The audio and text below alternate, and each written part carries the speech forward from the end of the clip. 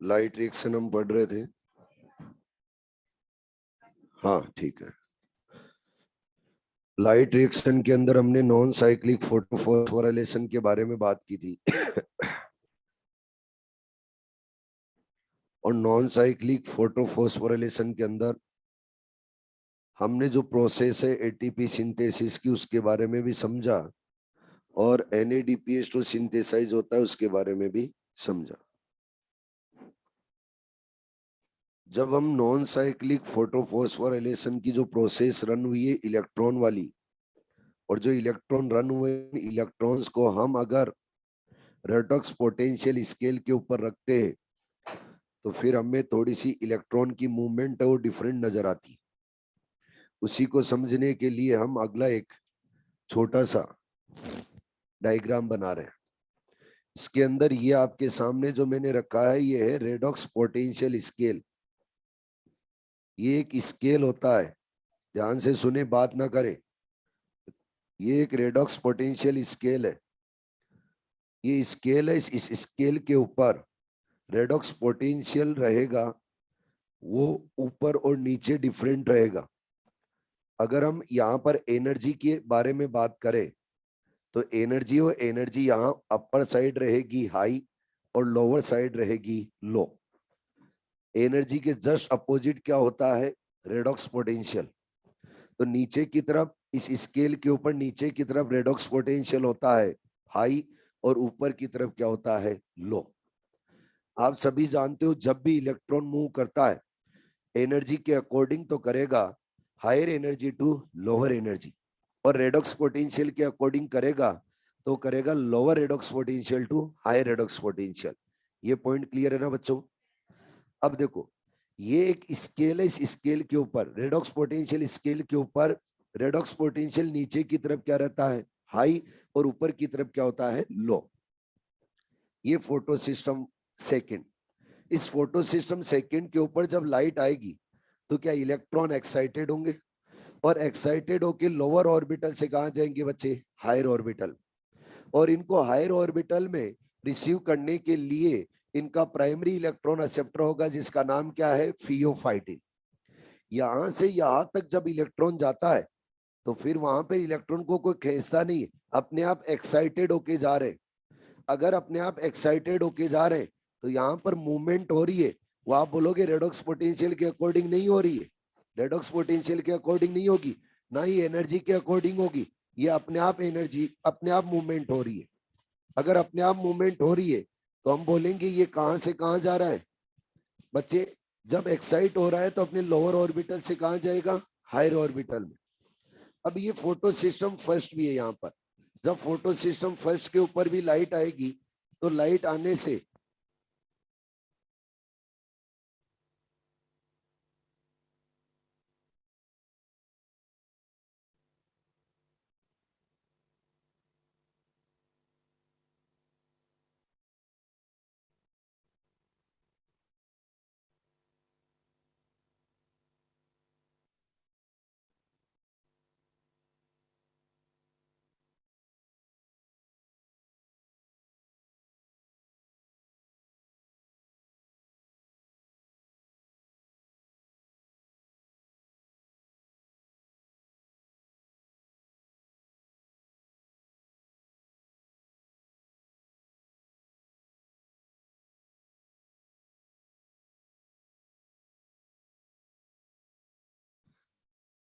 जब इस photo system first के ऊपर भी लाइट आएगी तो इसके भी रिएक्शन सेंटर से इलेक्ट्रॉन एक्साइट होके जाएंगे लोअर ऑर्बिटल से हायर ऑर्बिटल में।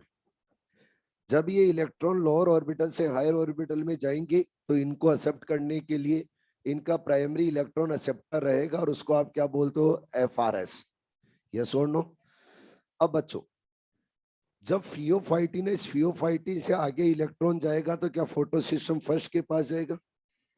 तो यहां से इलेक्ट्रॉन कहां जाता है? फोटो सिस्टम फर्स्ट के पास। ये फोटो सिस्टम फर्स्ट के पास गया और FRS का इलेक्ट्रॉन है वो यहां से मूव करता हुआ किसके पास जाता है? FD। और FD से फिर क्या होगा बच्चे? NADP से क्या बन जाएगा? NADPH2। ठीक है जी। अब देखो इलेक्ट्रॉन की हमें मूवमेंट देखनी है और इस स्केल को फॉलो करते हुए मूवमेंट देखनी है। जब भी हम इलेक्ट्रॉन की मूवमेंट करवाते हैं रेडॉक्स पोटेंशियल के अकॉर्डिंग, तो हम क्या बोलते हैं कि रेडॉक्स पोटेंशियल के अकॉर्डिंग मूवमेंट होगी तो lower redox potential to higher redox potential. यहां पर ये इलेक्ट्रॉन मूव कर रहा है यहाँ नीचे से ऊपर की तरफ। स्केल के ऊपर देखो नीचे क्या है, रेडॉक्स पोटेंशियल हाई, और ऊपर क्या है, लो। बताओ क्या ये अपोजिट जा रहा है? अपोजिट जा रहा है तो इस मूवमेंट को बोला जाएगा बच्चे अपहील। क्या बोला जाएगा? अपहील। यहां पर भी देखिए इलेक्ट्रॉन लोअर से अपर साइड जा रहा है, नीचे की तरफ रेडॉक्स पोटेंशियल क्या है, हाई, और ऊपर की तरफ रेडॉक्स पोटेंशियल क्या है, लो। नीचे की तरफ एनर्जी क्या है, लो, ऊपर की तरफ एनर्जी क्या है, हाई। अगर एनर्जी के अकॉर्डिंग इलेक्ट्रॉन मूव करेगा तो कैसे करेगा, higher energy to lower energy. लेकिन क्या ये अपोजिट मूव कर रहा है? तो ये भी कैसी मूवमेंट होगी, अपहिल या डाउनहिल? अपहिल। ठीक है जी, ये दोनों पॉइंट समझ में आ गए आपको। उसके बाद में फियोफाइटिन से इलेक्ट्रॉन आ रहा है फोटो सिस्टम फर्स्ट तक। बताओ क्या यहाँ पर बच्चों higher energy to lower energy move कर रहा है? और रेडॉक्स पोटेंशियल के अकॉर्डिंग देखेंगे तो lower redox potential to higher redox potential. जैसे मूव करना चाहिए क्या वैसे ही मूव कर रहा है, तो बच्चे इस मूवमेंट को क्या बोल दिया जाएगा, डाउनहिल। क्या बोलेंगे, डाउनहिल।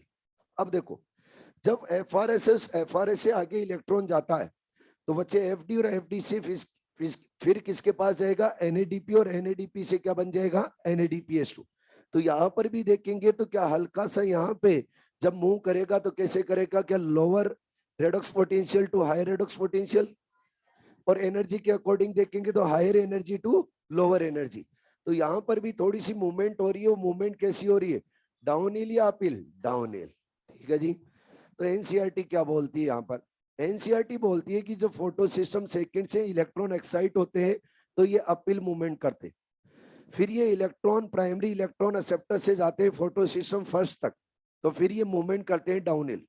फोटो सिस्टम फर्स्ट के इलेक्ट्रॉन एक्साइटेड होके प्राइमरी इलेक्ट्रॉन एक्सेप्टर तक जाते हैं तो ये मूवमेंट करते हैं अपहिल। फिर ये फोटो सिस्टम फर्स्ट के इलेक्ट्रॉन प्राइमरी इलेक्ट्रॉन एक्सेप्टर से जाते हैं एनएडीपी रिडक्टेज के पास, और एनएडीपी रिडक्टेज है ये एनएडीपी का करवाता है रिडक्शन, और रिडक्शन करवा के क्या बना देता है, एनएडीपीएस2।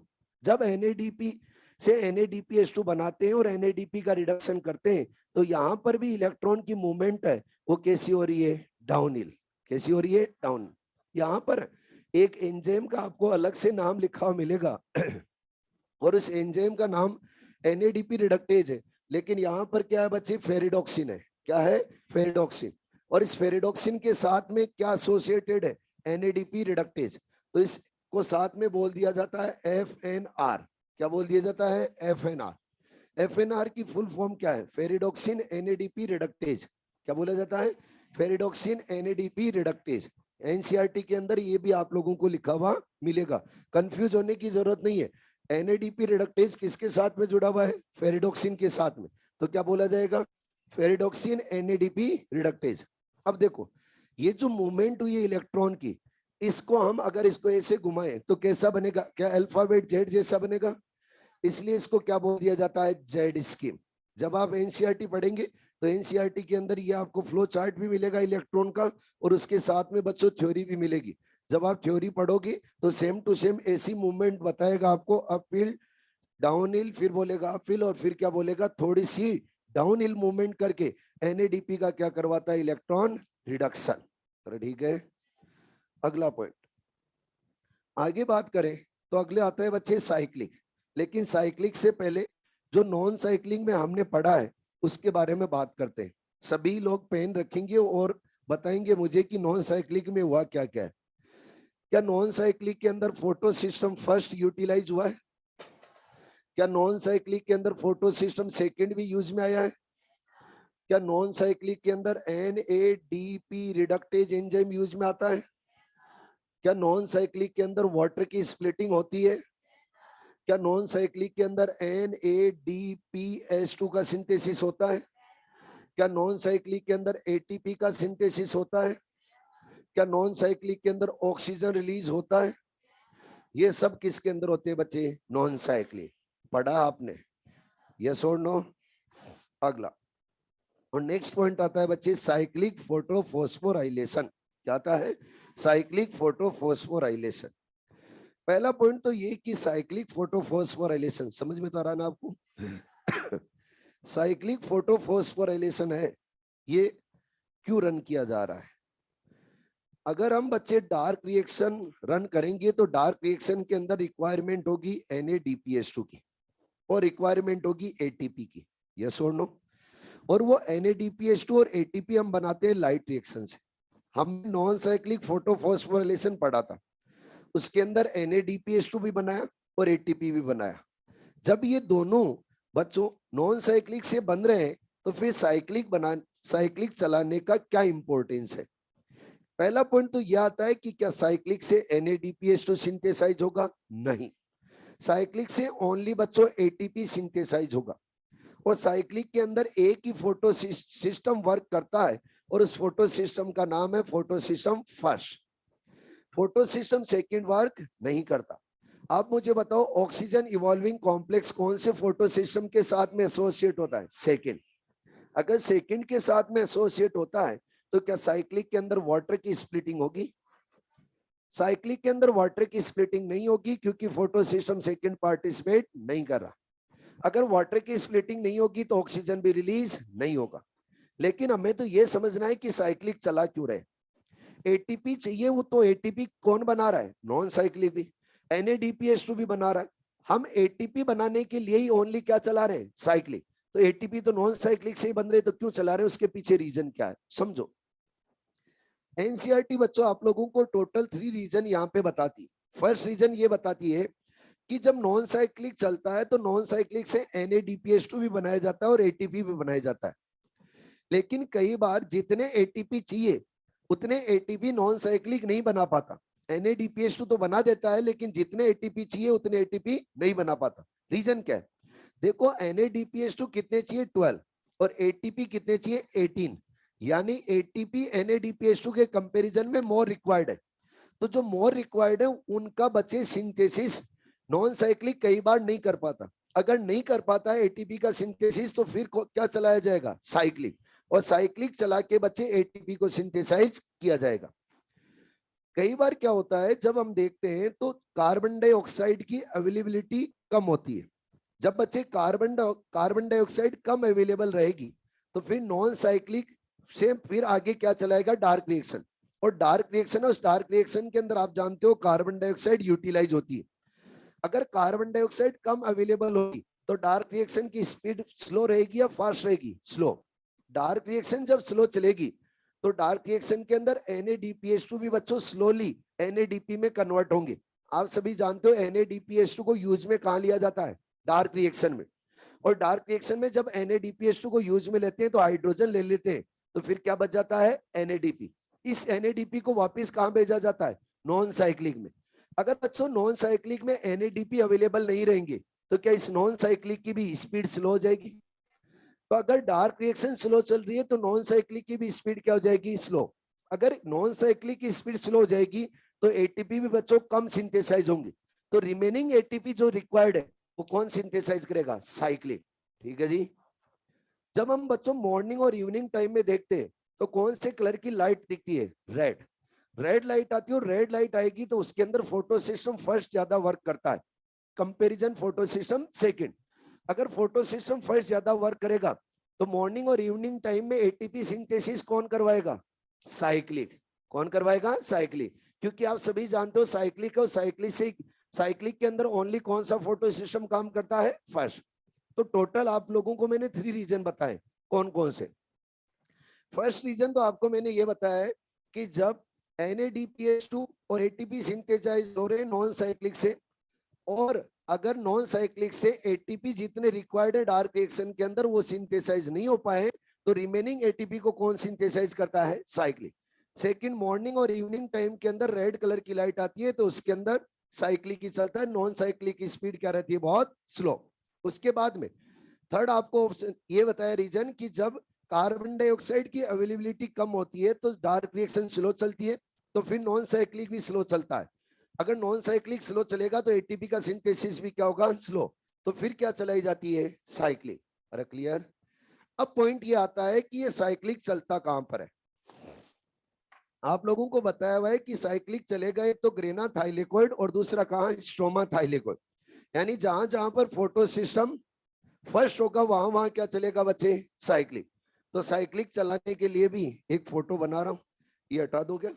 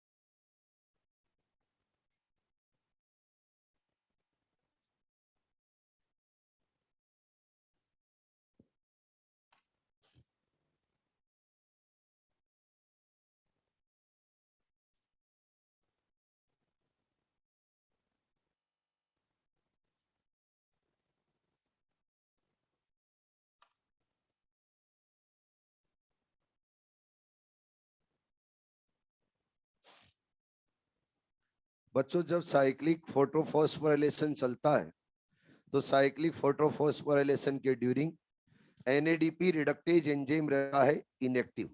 क्या होता है, इनएक्टिव। दिमाग में बिठाएं जो मैं पॉइंट बोल रहा हूं। साइक्लिक फोटोफॉस्फोराइलेशन जब रन होगा तो एनएडीपी रिडक्टेज एंजाइम क्या होगा, इनएक्टिव। साथ में ही फोटो सिस्टम सेकेंड भी साइक्लिक के अंदर यूटिलाइज नहीं होता। तो यहाँ पर हमने थाइलेकोइड की मेम्ब्रेन के अंदर ओनली वन फोटो सिस्टम ही लिया है, और वो कौन से लिया, फोटो सिस्टम फर्स्ट। जब फोटो सिस्टम फर्स्ट के ऊपर लाइट आएगी तो लाइट आने पे बच्चे स्टार्ट होगी रिएक्शन स्टार्ट, और जब रिएक्शन स्टार्ट होगी तो यहाँ से इलेक्ट्रॉन होंगे एक्साइट, और जब एक्साइट होंगे तो ये लोअर ऑर्बिटल से कहा जाएंगे, हायर ऑर्बिटल। जब ये लोअर ऑर्बिटल से हायर ऑर्बिटल में जाएंगे तो इनको एक्सेप्ट करने के लिए यहाँ पर रहेगा एफआरएस। कौन रहेगा, एफआरएस। यानी एफआरएस की फुल फॉर्म अगर आपसे पूछे जाए तो क्या होगी, फेरिडोक्सिन रिड्यूसिंग सब्सटेंस। ये फेरिडोक्सिन रिड्यूसिंग सब्सटेंस आगे फेरिडोक्सिन का करता है रिडक्शन, इसलिए इसको क्या बोला गया है, फेरिडोक्सिन रिड्यूसिंग सब्सटेंस। आगे बच्चे, अब एफआरएस से इलेक्ट्रॉन किसके पास जाता है, फेरिडोक्सिन। फेरिडोक्सिन है, फेरिडोक्सिन के साथ में एनएडीपी रिडक्टेज एंजाइम तो है लेकिन वो एक्टिवेट नहीं है, क्या है, इनएक्टिवेट। अगर इनएक्टिवेट है तो फेरिडोक्सिन से आगे इलेक्ट्रॉन एनएडीपी रिडक्टेज के पास नहीं जाएगा, तो फिर आगे इलेक्ट्रॉन किसके पास जाएगा, आगे इलेक्ट्रॉन ट्रांसफर होता है, वो होता है बच्चों साइटोक्रोम B6 के पास। किसके पास, साइटोक्रोम B6 के पास। साइटोक्रोम B6 इलेक्ट्रॉन क्यों ले लेता है फेरिडोक्सिन से, क्योंकि फेरिडोक्सिन की एनर्जी होती है हाई, और बच्चों साइटोक्रोम B6 की एनर्जी होती है लो। अरे ठीक है। और अगर हम बात करें रेडॉक्स पोटेंशियल की तो फेरिडोक्सिन की रेडॉक्स पोटेंशियल क्या होता है, लो, और बच्चे साइटोक्रोम B6 का रेडॉक्स पोटेंशियल क्या होता है, हाई। अब साइटोक्रोम B6 से आगे इलेक्ट्रॉन है, वो इलेक्ट्रॉन ट्रांसफर होता है बच्चे प्लास्टोक्यूनोन के पास में। किसके पास, प्लास्टोक्यूनोन। आप सभी जानते हो प्लास्टोक्यूनोन ओनली इलेक्ट्रॉन एक्सेप्टर नहीं होता, ये कंप्लीट हाइड्रोजन एक्सेप्टर होता है। अगर कंप्लीट हाइड्रोजन एक्सेप्टर है तो ये कौन सी साइड प्रेजेंट है, स्ट्रोमा साइड। तो स्ट्रोमा से लेगा बच्चे प्रोटॉन। जब 2 प्रोटॉन पकड़ेगा 2 इलेक्ट्रॉन लेगा तो क्या बना लिया इसने, हाइड्रोजन। और हाइड्रोजन बना लिया है तो किसके अंदर कन्वर्ट हो गया है, PqH2। किसके अंदर, PqH2। यानी इसके पास कितने हाइड्रोजन अभी टोटल, 2। अगर 2 हाइड्रोजन है तो इनको भी रिमूव करने के लिए अब किसके पास जाएगा, साइटोक्रोम एफ। साइटोक्रोम एफ तो ओनली इलेक्ट्रॉन एक्सेप्टर है, तो ये ओनली क्या ले सकता है, इलेक्ट्रॉन। लेकिन बच्चे सबसे पहले प्रोटॉन को पंप करना पड़ेगा, कहां पर, ल्यूमेन में। जब ल्यूमेन के अंदर प्रोटॉन को पंप करना पड़ेगा तो प्रोटॉन और प्रोटॉन को देनी पड़ेगी एनर्जी। क्यों, क्योंकि अगेंस्ट द कंसंट्रेशन ग्रेडियंट यहाँ पे प्रोटॉन को पंप करने पड़ेंगे। अगर प्रोटॉन को पंप करने के लिए एनर्जी देनी पड़ेगी तो एनर्जी कौन देगा, इलेक्ट्रॉन। इलेक्ट्रॉन पहले एनर्जी देता है प्रोटॉन को, और प्रोटॉन को पंप करके फिर इलेक्ट्रॉन किसके पास जाता है, साइटोक्रोम एफ। जब बच्चों इससे हाइड्रोजन रिमूव हो गए तो ये पीक्यू है, ये पीक्यू वापिस मूवमेंट करता हुआ कहां जाता है, स्ट्रोमा साइड। तो देखिए जरा, जब भी प्लास्टोक्यूनोन के पास हाइड्रोजन आता है तो क्या मूवमेंट करता हुआ साइटोक्रोम एफ के पास आता है, हाइड्रोजन को रिमूव करवा के वापिस के स्ट्रोमा साइड जाता है। तो क्या ये मेम्ब्रेन के अंदर मूवमेंट करते हुए हाइड्रोजन को कैरी कर रहा है, तो इसको बोला जाता है मोबाइल हाइड्रोजन कैरियर।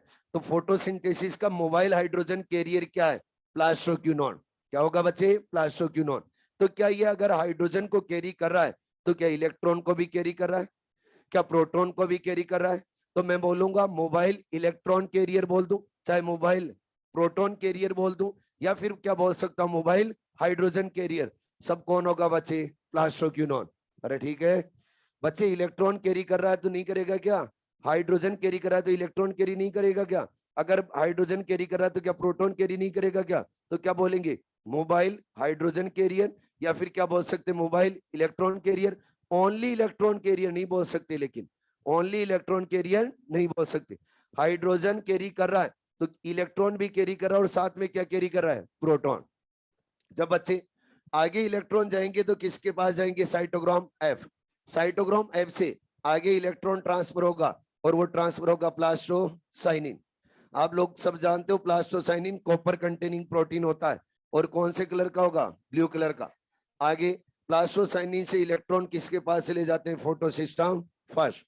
जब बच्चों यहां पर हम प्रोटॉन ऐसे ही पंप करते रहेंगे तो ल्यूमेन के इनसाइड एस प्लस आयन की कंसंट्रेशन क्या हो जाएगी, हाई। और स्ट्रोमा है, उस स्ट्रोमा के इनसाइड एच प्लस आयन की कंसंट्रेशन होगी लो। तो फिर ये एच प्लस आयन अपनी higher concentration to lower concentration move होंगे, किसके थ्रू, ऑक्सीसोम। और जब ऑक्सीसोम के थ्रू मूव होंगे तो यहाँ पर क्या होगा, फॉस्फोराइलेशन। यस और नो, फॉस्फोराइलेशन होगा, और फॉस्फोराइलेशन से क्या बनाएंगे, एटीपी। अब देखिए ये फॉस्फोराइलेशन के लिए भी एनर्जी कहां से आ रही है, लाइट।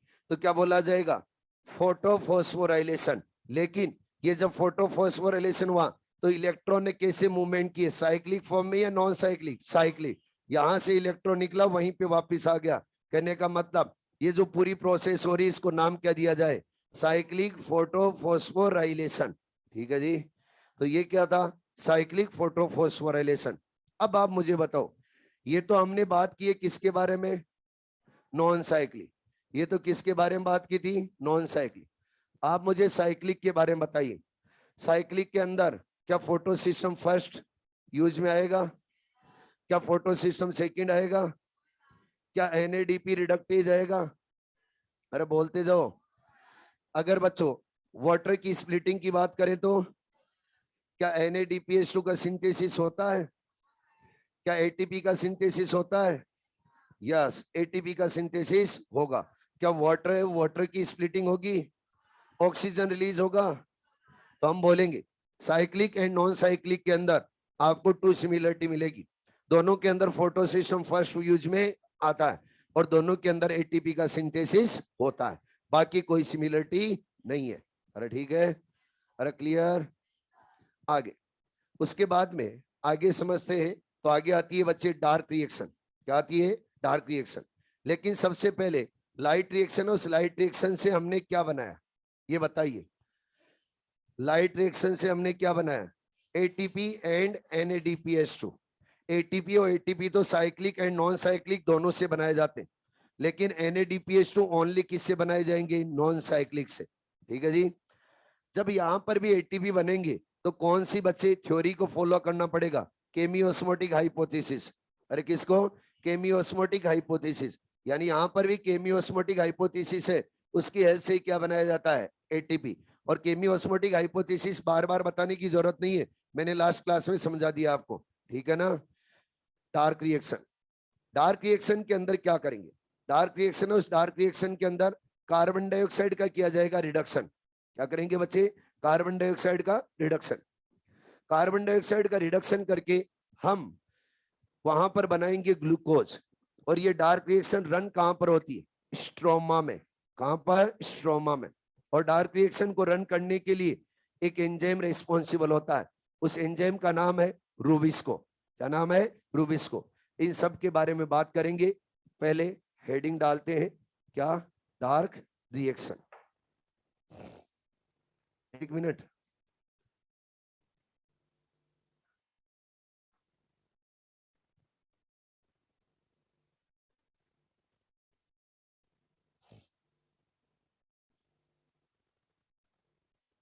कोई बात नहीं, एनसीईआरटी में ओनली साइक्लिक स्ट्रोमा लेमिली में दे रही है कि ये तो कोई नहीं, ग्रेना लेमिली में भी चलती है बच्चे।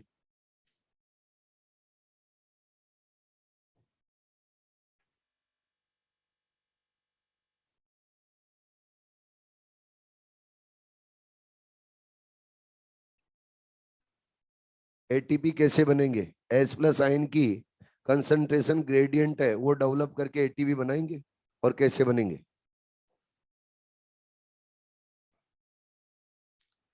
हो गया?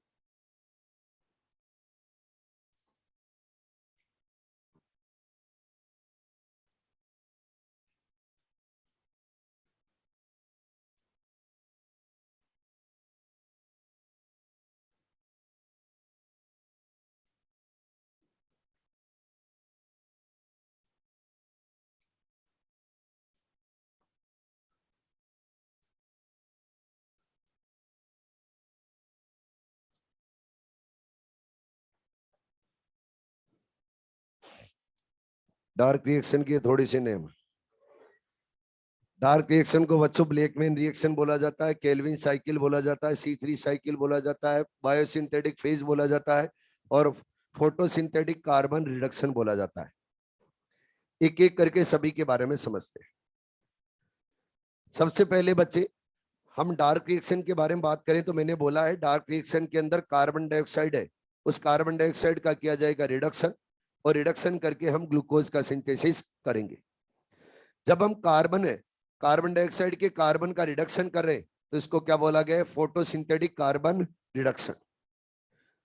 बच्चों डार्क रिएक्शन के अंदर हम जब कार्बोहाइड्रेट सिंथेसाइज करते हैं और पूरी डार्क रिएक्शन को रन करते हैं तो स्ट्रोमा में रन होती है। कहां पर होती है? स्ट्रोमा में। और स्ट्रोमा में रन करने के लिए एक हेल्प करता है एंजाइम, उस एंजाइम का नाम है रूबिस्को। जब बच्चों डार्क रिएक्शन चलती है तो डार्क रिएक्शन के बारे में सबसे पहले किसने बताया? सबसे पहले बताया था एक साइंटिस्ट ने जिनका नाम है ब्लैकमैन। ब्लैकमैन ने यह बोला कि क्लोरोप्लास्ट के स्ट्रोमा के अंदर कार्बन डाइऑक्साइड का रिडक्शन करने से ग्लूकोज सिंथेसाइज होता है, तो उसको क्या बोला जाए? Dark reaction. तो ब्लैकमैन ने सबसे पहले आइडिया दिया था, और सबसे पहले आइडिया दिया तो उसके नेम से ही बच्चों इस रिएक्शन को नाम दिया गया है ब्लैकमैन रिएक्शन। ब्लैकमैन का मतलब नहीं ये नहीं है कि काला है, नहीं, नाम है ब्लैकमैन। और कई लोग इसको कोरिलेट कर देते हैं कि अंधेरे में चलने वाली रिएक्शन है इसलिए इसको क्या बोला गया? Blackman reaction. नहीं, ब्लैकमैन पर्सन का नाम है, साइंटिस्ट का नाम है। आगे जब बच्चों आगे डिस्कवरी आगे बढ़ी तो एक साइंटिस्ट आए जिनका नाम है मेल्विन कैल्विन। मेल्विन कैल्विन ने बोला कि डार्क रिएक्शन कोई एक स्टेप वाली प्रोसेस नहीं है, ये मल्टी स्टेप प्रोसेस है, और इस मल्टी स्टेप प्रोसेस से कार्बोहाइड्रेट का सिंथेसिस किया जाता है। जब बच्चों उन्होंने बोला कि मल्टी स्टेप प्रोसेस है और पूरी प्रोसेस को उन्होंने एक्सप्लेन किया तो उनके नाम को भी यहाँ पे इज्जत दी गई और उनके नाम से भी क्या बोला गया इस साइकिल को, और क्या नाम दिया गया, केल्विन साइकिल। जब केल्विन साइकिल रन होती है तो केल्विन साइकिल, उस केल्विन साइकिल का फर्स्ट जो स्टेबल प्रोडक्ट बनता है वो 3 कार्बन का बनता है।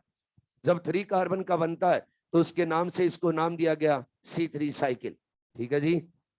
अब बच्चों जब हम बात करें डार्क रिएक्शन, तो ये डार्क वर्ड है, एनसीईआरटी बोलती है आगे डार्क वर्ड है। ये डार्क वर्ड बच्चों मिसनॉमर क्रिएट कर रहा है।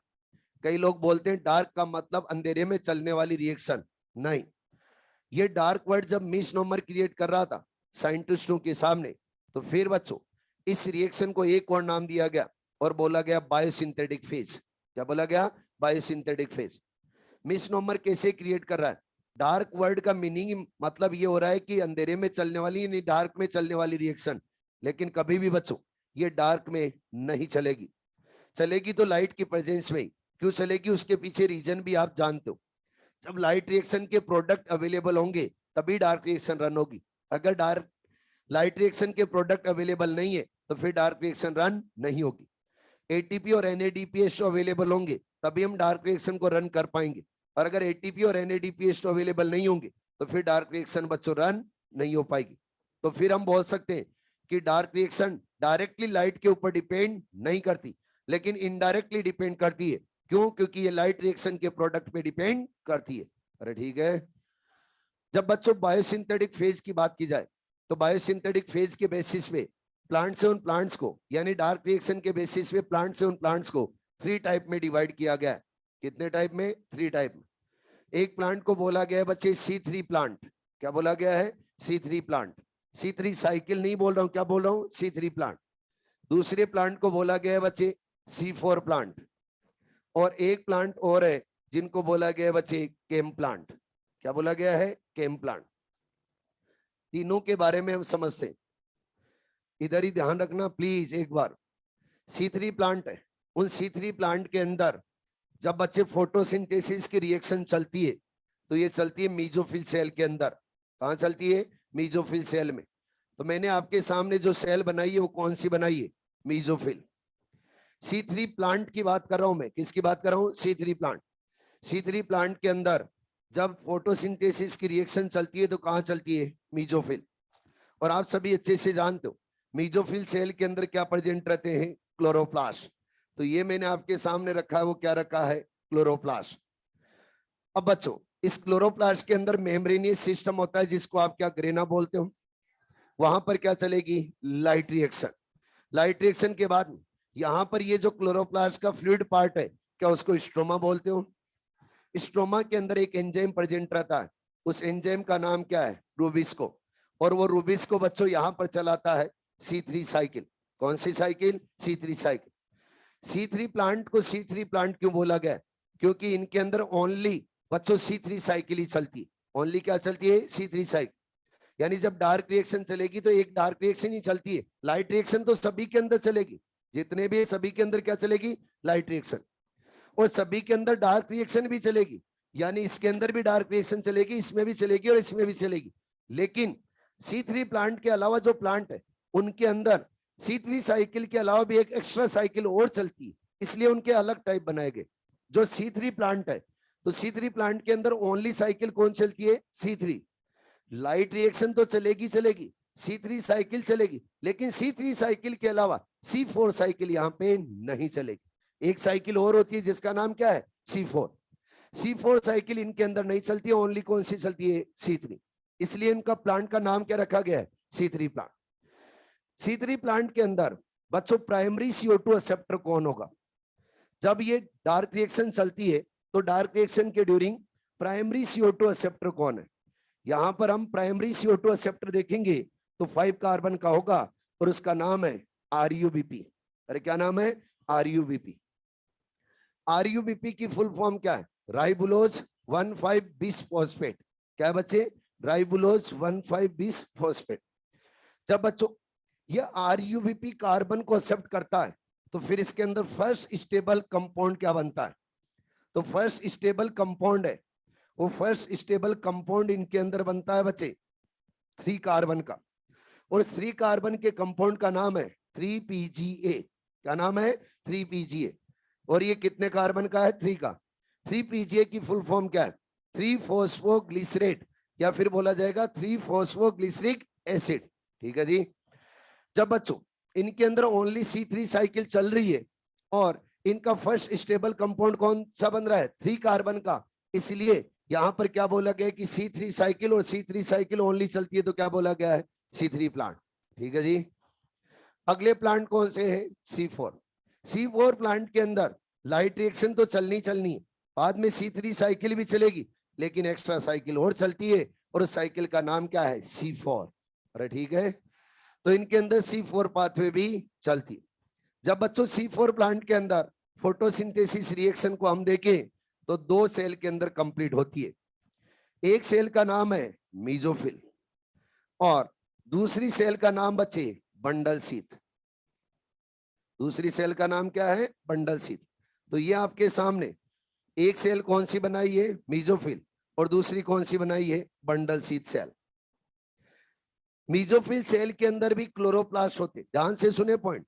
मीजोफिल सेल के अंदर भी क्लोरोप्लास्ट होते, बंडल शीथ सेल के अंदर भी क्लोरोप्लास्ट होते, लेकिन C4 प्लांट के अंदर, C4 प्लांट के अंदर जब हम देखेंगे रूबिस्को की पोजीशन, तो रूबिस्को एंजाइम बच्चों मीजोफिल सेल के अंदर नहीं मिलता। कहां मिलता है? बंडल शीथ सेल में। और बंडल शीथ सेल का जो क्लोरोप्लास्ट है, इस क्लोरोप्लास्ट के अंदर रूबिस्को मिलेगा। तो बताइए, रूबिस्को C3 प्लांट के अंदर कौन सी सेल में मिलता है? मीजोफिल। लेकिन C4 में कहा? Bundle sheath cell. Mesophyll cell के अंदर नहीं मिलेगा। और आपको मैं ये भी बता दूं, जहां पर रूबिस्को रहेगा वहीं पे C3 साइकिल चलेगी, जहां पर रूबिस्को नहीं है वहां पे C3 साइकिल नहीं चलेगी। हेलो। जब बच्चों इन प्लांट के अंदर रिएक्शन स्टार्ट करते हैं, तो रिएक्शन स्टार्ट करने के लिए यहां पर एक एंजाइम रहता है, उस एंजाइम का नाम है पेपकेज। क्या नाम है? पेपकेज। वो पेपकेज एंजाइम है, ये मीजोफिल सेल के साइटोप्लाज्म में होता है। मीजोफिल सेल के कहां रहेगा? साइटोप्लाज्म। ये क्लोरोप्लास्ट के स्ट्रोमा में नहीं होता है।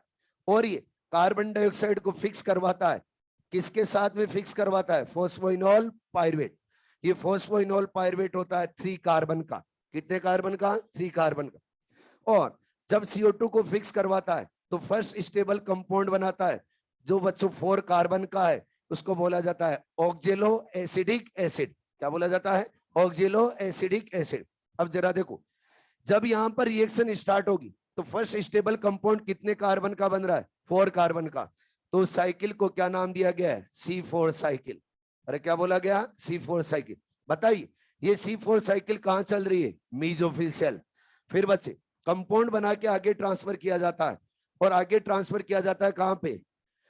बंडल सी सेल के अंदर। और बंडल सी सेल के अंदर रूबिस्को है, तो यहां पर कौन सी साइकिल चलेगी? C3 cycle. तो बताओ, C4 प्लांट के अंदर क्या एक एक्स्ट्रा साइकिल चलती है? वो कौन सी साइकिल है? C4। ठीक है। अब बात करते हैं कि C4 प्लांट के अंदर प्राइमरी CO2 एक्सेप्टर कौन है? प्राइमरी CO2 एक्सेप्टर है, वो प्राइमरी CO2 एक्सेप्टर आपके सामने लिखा हुआ है। क्या बच्चे? Phosphoenol pyruvate.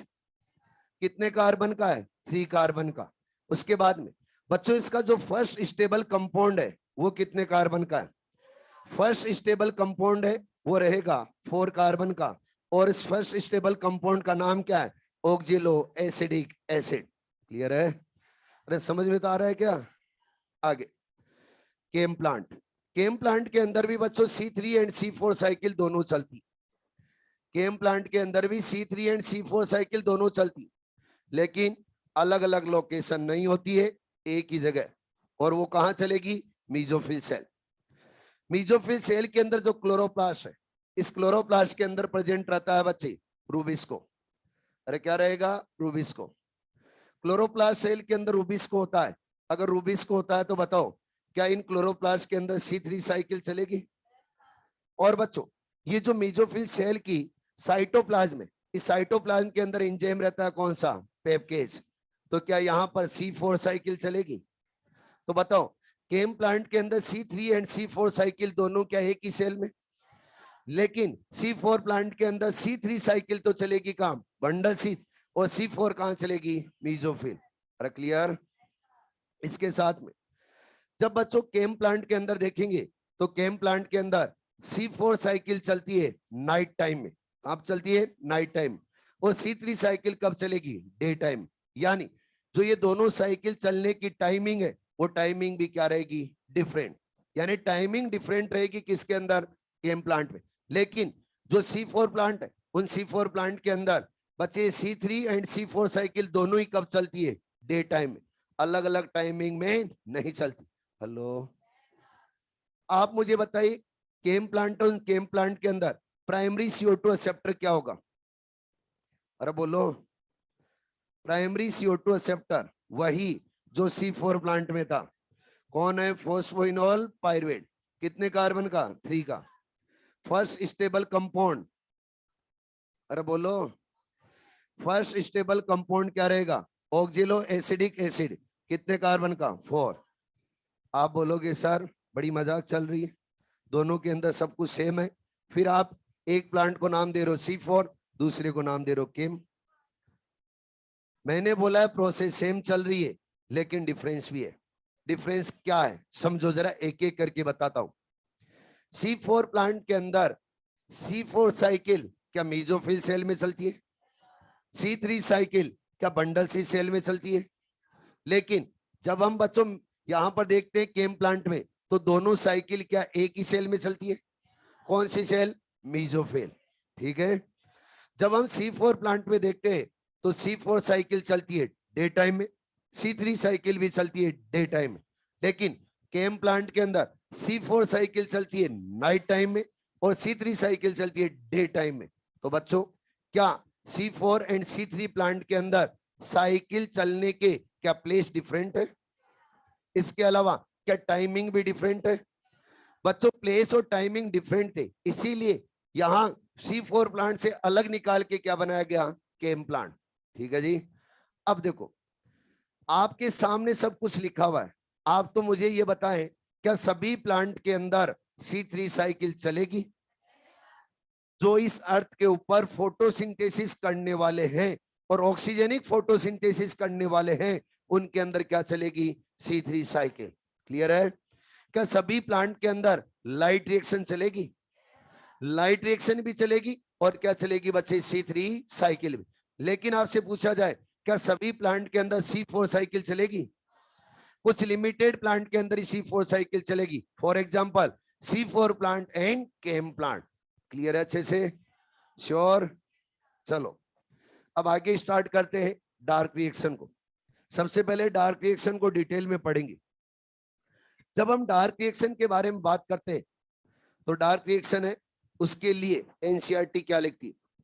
डार्क रिएक्शन लिखती है वेयर, डार्क रिएक्शन के लिए एनसीईआरटी लिखती है where are NADP and ATP used. तो आप लोग जानते हो ये कहां पे यूज्ड होंगे? डार्क रिएक्शन में। क्लियर है पॉइंट? अब जब डार्क रिएक्शन के बारे में पढ़ ही रहे तो डार्क रिएक्शन को डिटेल में किसने एक्सप्लेन किया था? मेल्विन कैल्विन ने। किसने बच्चे? मेल्विन कैल्विन ने। मेल्विन कैल्विन ने बोला कि dark reaction multi step process है। फिर बच्चों जब मल्टी स्टेप प्रोसेस थी तो इसके अंदर मेनी स्टेप्स थी। हम ये बोलते हुए आ रहे हैं कि जब भी फोटोसिंथेसिस होगा तो कार्बन डाइऑक्साइड का रिडक्शन करके हम ग्लूकोज बनाएंगे। हमारे कहने का मीनिंग क्या है? हमारे कहने का मीनिंग ये है कि हम कार्बन डाइऑक्साइड के कार्बन को फिक्स करेंगे किसमें? ग्लूकोज में।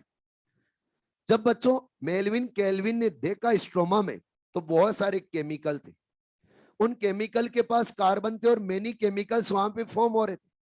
तो उनके सामने बड़ा कंफ्यूजन था।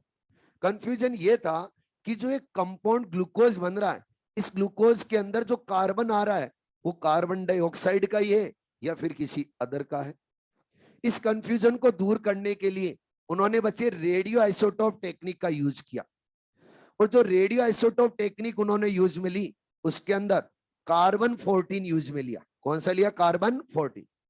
कार्बन डाइऑक्साइड के अंदर जो कार्बन था वो नॉर्मल कार्बन नहीं लिया, कार्बन 14 लिया। और जब उन्होंने स्टडी की तो ग्लूकोज के अंदर भी कौन सा मिला? कार्बन 14। तो यहां से उन्होंने बोला कि जब भी कार्बन डाइऑक्साइड उस कार्बन डाइऑक्साइड का रिडक्शन होगा तो वो कार्बन डाइऑक्साइड के कार्बन किसके अंदर फिक्स हो जाते हैं, ग्लूकोज में। अरे क्लियर है। जब उन्होंने ये रेडियो आइसोटोप टेक्निक यूज में लेके ये एक्सपेरिमेंट किया था, तो एक एल्गी के ऊपर किया था, और उस एल्गी का नाम है क्लोरेला। क्या नाम बच्चों, क्लोरेला। तो ये भी क्वेश्चन पूछा जाता है कि मेल्विन केल्विन ने डार्क रिएक्शन की डिस्कवरी के लिए कौन से सिंगल सेल एल्गा को चूज किया था, क्लोरेला। ठीक है जी। अगला पॉइंट, अगला पॉइंट ये आता है कि CO2 एक्सेप्टर कौन है।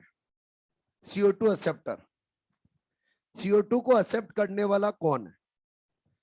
डार्क रिएक्शन जब चलती है, एनसीईआरटी का पॉइंट ले रहा हूं, CO2 एक्सेप्टर जब भी डार्क रिएक्शन चलती है, तो डार्क रिएक्शन में सबसे पहले CO2 एक्सेप्ट करने वाला कोई ना कोई कंपाउंड तो होगा।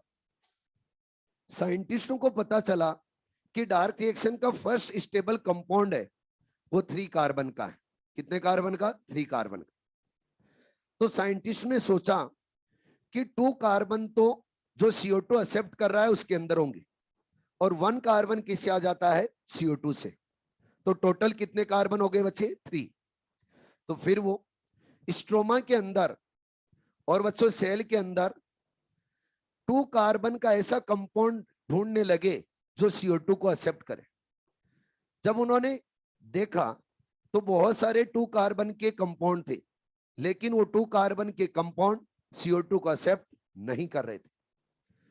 जब ये इतनी डिस्कवरी चल रही थी, उतने में पता चला कि जब डार्क रिएक्शन चलती है, तो डार्क रिएक्शन का जो फर्स्ट स्टेबल कंपाउंड है वो 3 PGA है, लेकिन 3 PGA के जो टोटल मॉलिक्यूल होते हैं वो कितने होते हैं, 2। अगर बच्चों 3 PGA के 2 मॉलिक्यूल हैं, तो बताइए टोटल कार्बन कितने हो गए, 6। कितने हो गए, 6। तो फिर साइंटिस्ट ने सोचा कि 5 कार्बन वाला तो CO2 एक्सेप्टर होगा, और 1 कार्बन किससे आएगा, CO2 से।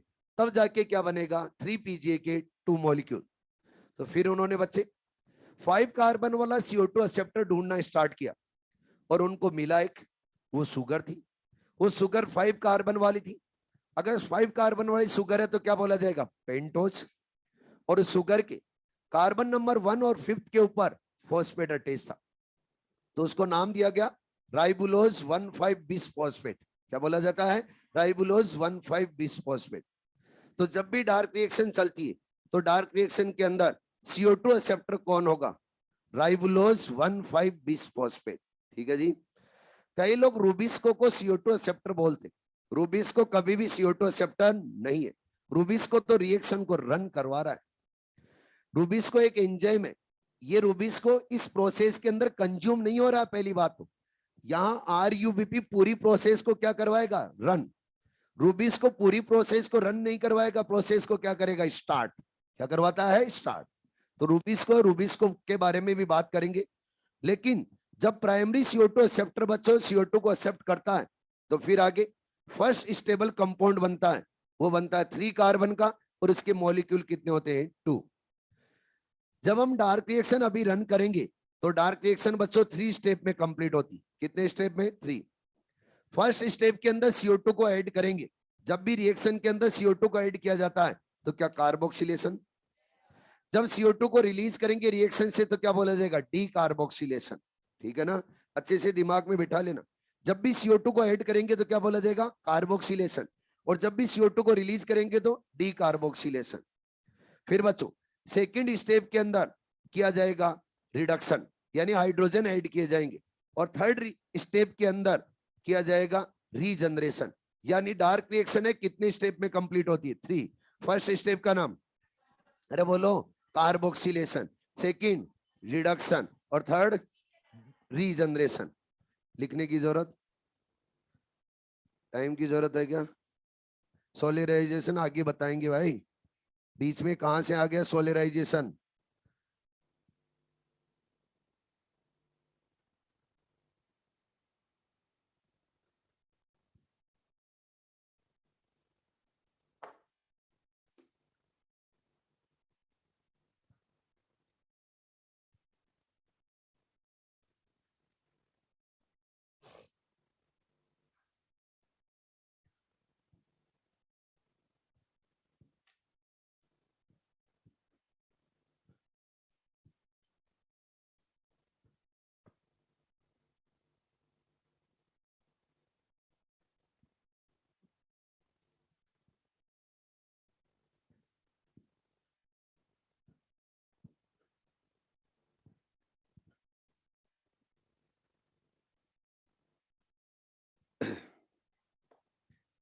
डार्क रिएक्शन स्टार्ट करते हैं, सभी इधर ध्यान देंगे। जब डार्क रिएक्शन स्टार्ट करनी है तो बच्चे प्राइमरी CO2 एक्सेप्टर की रिक्वायरमेंट होगी, और प्राइमरी CO2 एक्सेप्टर उसका नाम क्या है? अरे बोलो, RUBP। RUBP की फुल फॉर्म जानते हो ना? Ribulose 1,5-bis phosphate. कार्बन के नंबर कितने रहेंगे? 5। यानी RUBP कितने कार्बन का होता है? 5।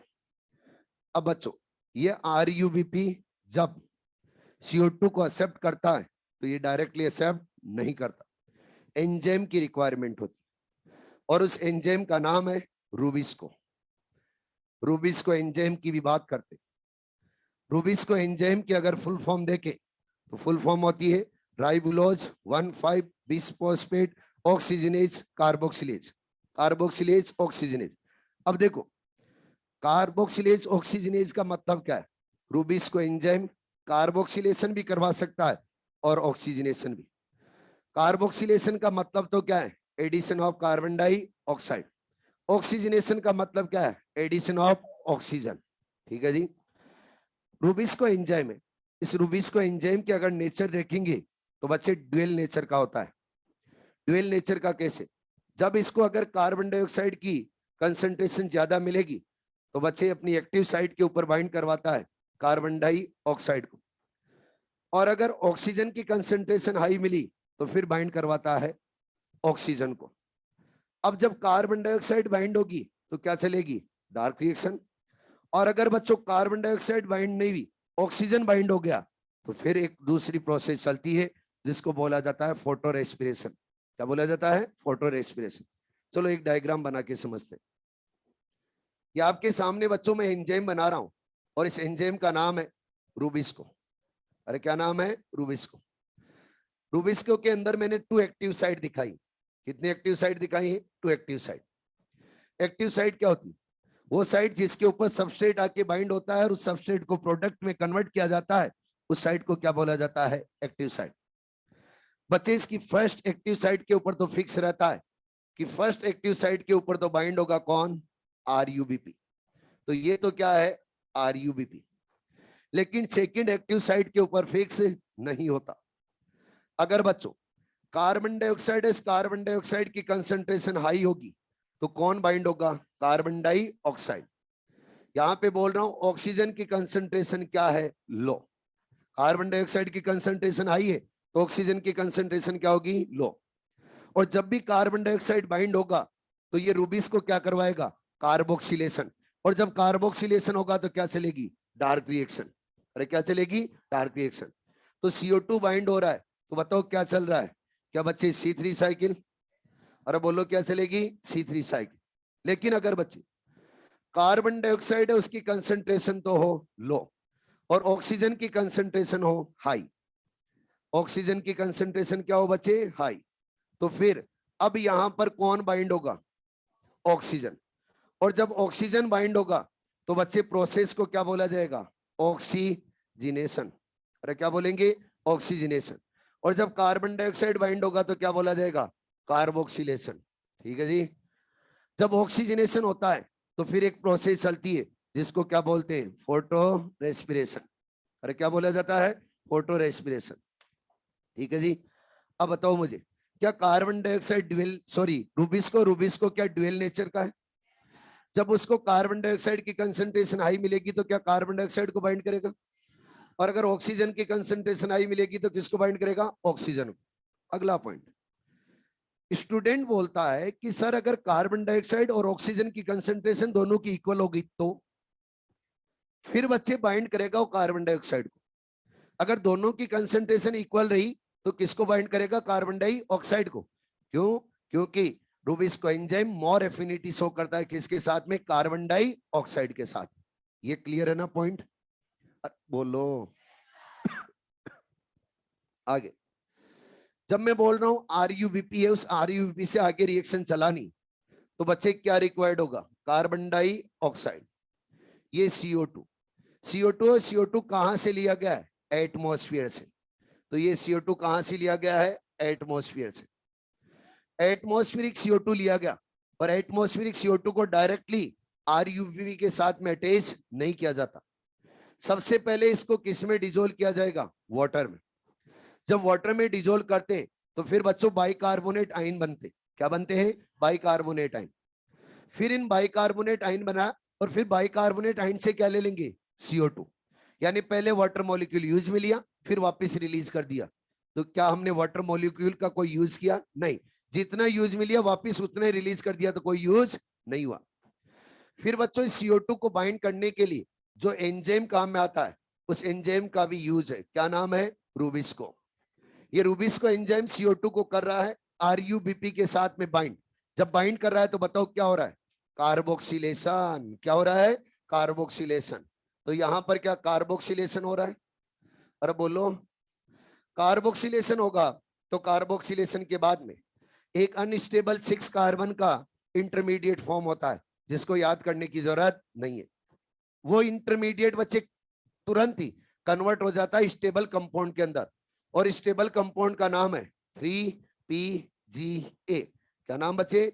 3PGA, 3 फॉस्फोग्लिसरिक एसिड, या फिर बोला जाएगा 3 फॉस्फोग्लिसरेट। इसके अंदर कार्बन कितने हैं? 3। और बच्चों इसके मॉलिक्यूल कितने होंगे? 2। अब देखो 5 कार्बन तो किसके हैं? RUBP के। और 1 कार्बन किसका है? CO2 का।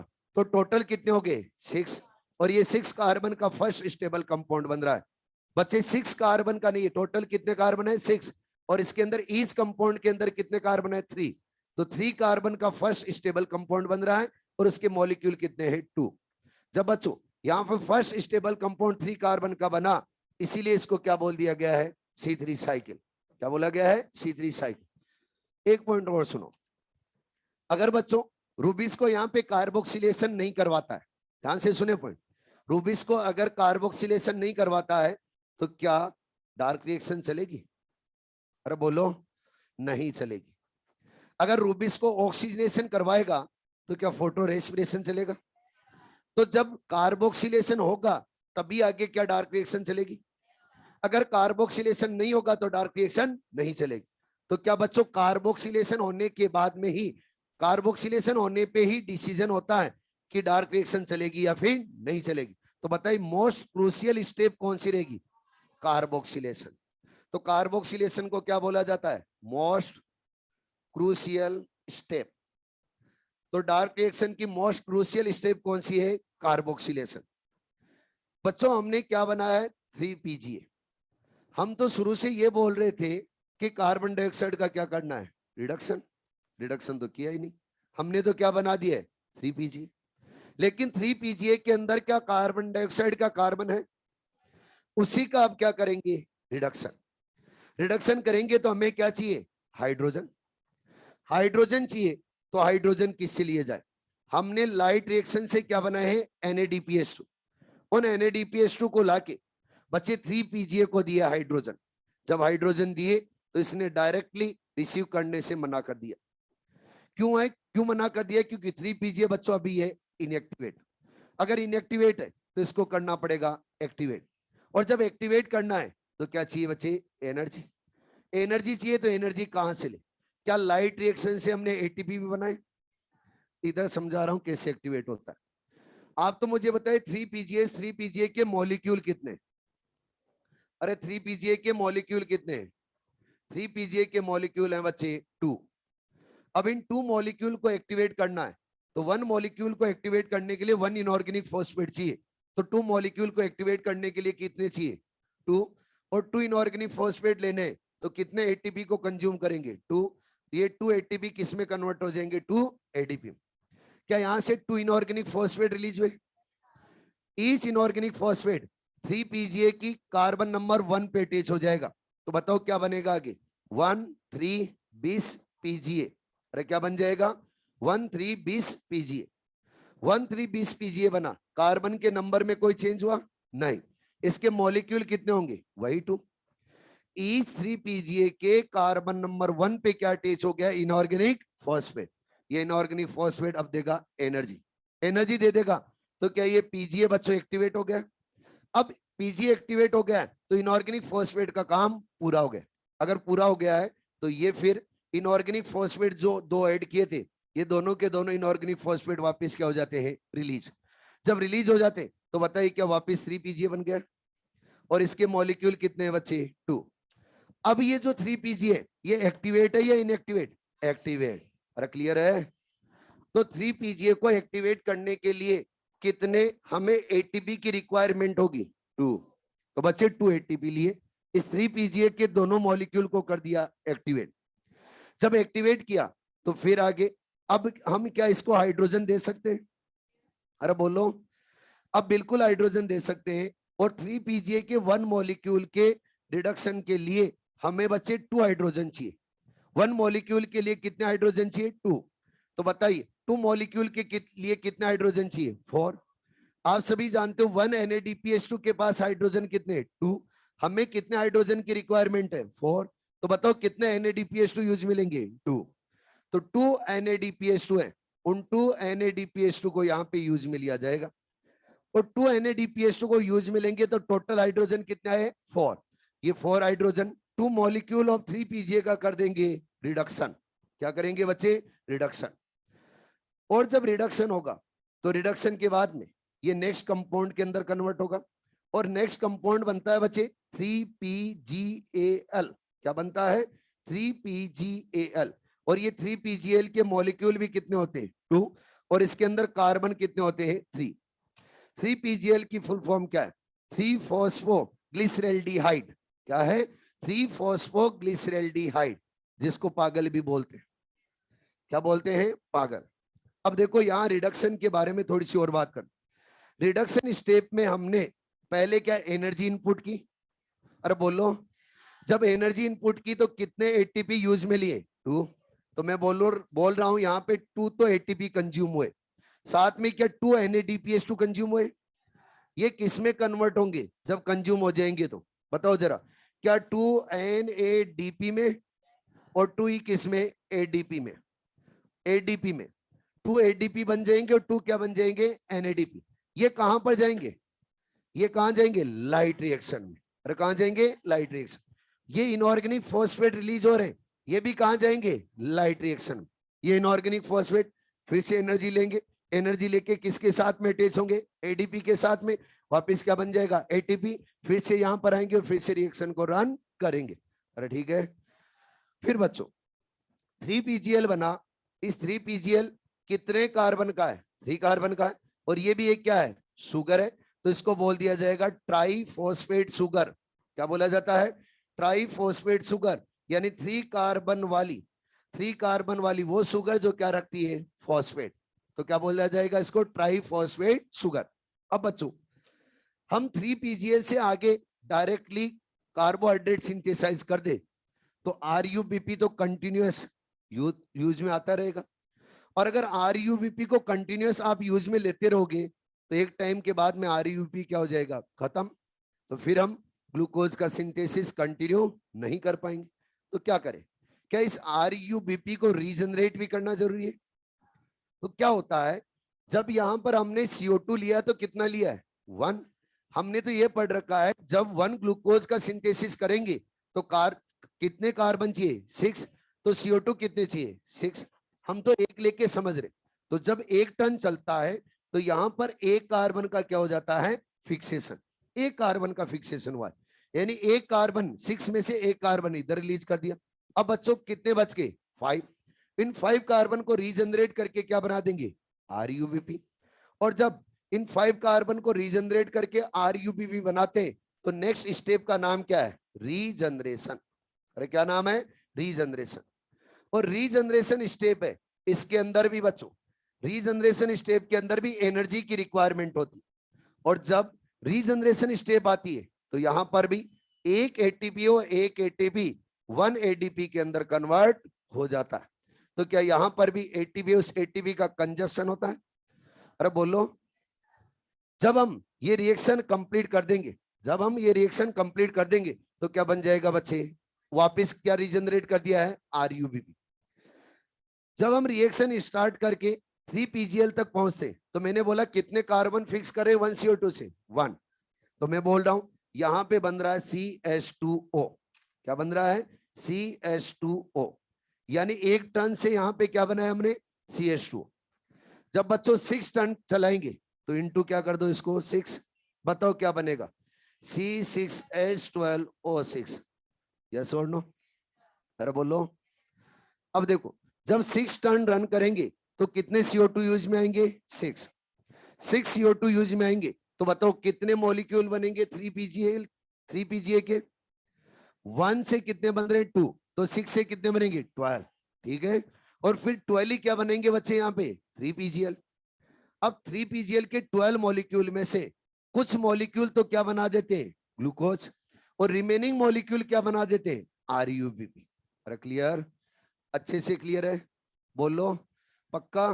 कैलकुलेशन क्या पार्ट आता है, कैलकुलेशन, जल्दी से खींचो फिर आगे चलते हैं।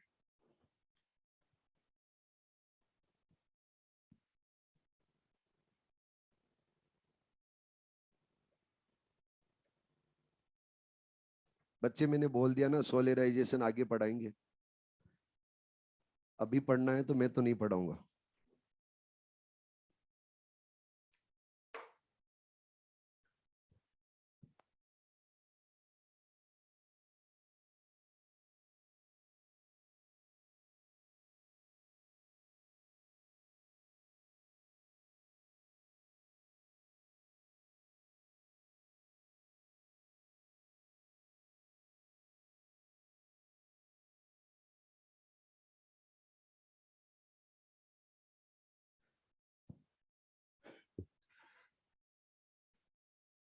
ये हटा दो इधर वाला, पूरा तो नहीं हटाऊंगा अभी क्योंकि कैलकुलेशन समझानी है। ये भी हटा दो इधर वाला,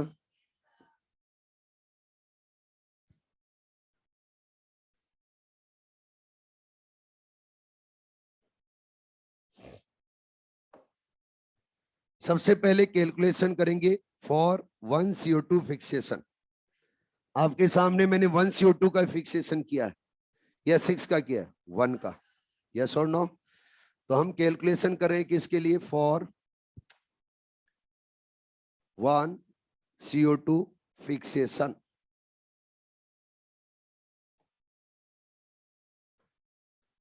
सबसे पहले मैं बोल रहा हूं कार्बोक्सिलेशन, देखते हुए बोलना है, आंखें बंद करके नहीं बोलना है, ठीक है ना। सेकंड स्टेप का नाम क्या है, रिडक्शन। थर्ड स्टेप का नाम क्या है, रीजनरेशन, ठीक है बच्चे। कार्बोक्सिलेशन स्टेप के अंदर ATP कितने यूज में आते हैं और NADPH2 कितने यूज में आते हैं। कार्बोक्सिलेशन स्टेप के अंदर इधर से 2 आवाज आई, मतलब चश्मे की सख्त जरूरत है। कार्बोक्सिलेशन स्टेप में कितने ATP यूज में आ रहे हैं, मेरे को तो कुछ भी नहीं यूज में नजर आ रहा है, लेकिन पता नहीं कहां से नजर आ रहे हैं। क्या NADPH2 नजर आ रहा है, ना तो कार्बोक्सिलेशन स्टेप के अंदर ATP यूज में होता है ना ही NADPH2, ठीक है जी। अगला रिडक्शन स्टेप के अंदर 1 CO2 का फिक्सेशन होता है तो कितने ATP, 2 ATP। NADPH2 कितने, अब की बात सही कैलकुलेशन 2। रीजनरेशन के अंदर बताओ कितने ATP, 1, ठीक है। NADPH2 0। बच्चों 1 CO2 फिक्सेशन के लिए टोटल कितने ATP और कितने NADPH2 टोटल, क्लियर है। अब किसके लिए कैलकुलेशन करें, फॉर 6 CO2 फिक्सेशन।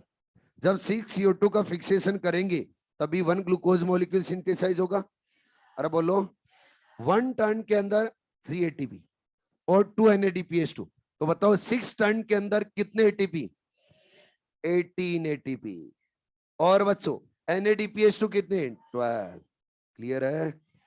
तभी मैं कब से बोल रहा था कि 12 NADPH2 चाहिए और ATP कितने चाहिए, 18, क्लियर है ना, ये अच्छे से पक्का ना। अब क्वेश्चन हो जाए, श्योर, सही देना आंसर। डार्क रिएक्शन है, उस डार्क रिएक्शन से 3 CO2 का फिक्सेशन किया जा रहा है, कितने CO2 का, 3 CO2 का फिक्सेशन किया जा रहा है। तो बताइए कार्बोक्सिलेशन स्टेप के अंदर कितने NADPH2 यूज में आएंगे, 0, पक्का। बताइए रीजनरेशन स्टेप के अंदर कितने NADPH2 यूज में आएंगे? क्या बात है। डार्क रिएक्शन है, उस डार्क रिएक्शन को हम रन कर रहे हैं और डार्क रिएक्शन के 5 टर्न रन करें, मतलब 5 CO2 कंज्यूम करें। 5 CO2 को फिक्स करने के लिए डार्क रिएक्शन की रिडक्शन स्टेप के अंदर टोटल कितने ATP यूटिलाइज होंगे? 10। फिर हम बात करें बच्चे रीजनरेशन स्टेप में तो कितने? 5। कितने होंगे? 5। क्लियर है? अगला पॉइंट, डार्क रिएक्शन के अंदर 1 ग्लूकोज सिंथेसिस के लिए, डार्क रिएक्शन से 1 ग्लूकोज सिंथेसिस के लिए रीजनरेशन एंड रिडक्शन स्टेप में टोटल कितने ATP यूटिलाइज होंगे? हाँ? कितने? 12, 18? श्योर? कैसे? 12 तो किसके अंदर होंगे? रिडक्शन स्टेप में। और बच्चों 6 किसके अंदर होंगे? रीजनरेशन में। क्लियर है? अगला point, dark reaction, dark reaction से 4 CO2 फिक्स कर रहे हैं। 4 CO2 फिक्सेशन में जब रीजनरेशन में यूटिलाइज होंगे तो कितने ATP? 4। श्योर हो सभी? जब हम बात करें रिडक्शन की, तो रिडक्शन के अंदर कितने NADPH2? कितने? 8 हो जाएगा।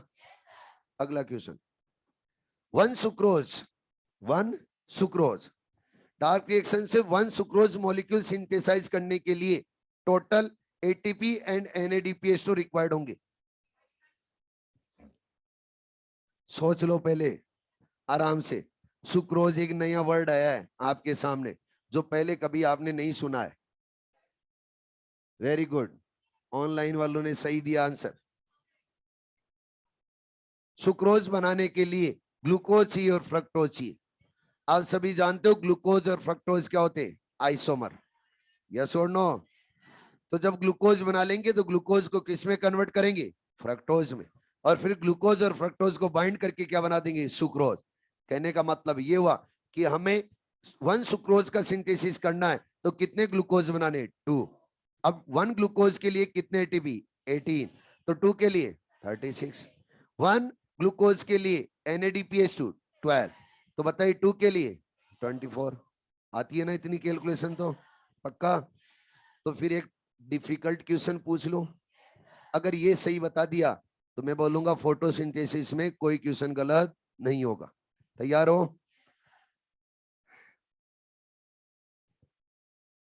डार्क रिएक्शन, उस डार्क रिएक्शन के अंदर 4 CO2 का फिक्सेशन कर रहे हैं। कितने CO2 का? 4 CO2। तो बताइए ड्यूरिंग लाइट रिएक्शन कितने ऑक्सीजन एटम रिलीज होंगे?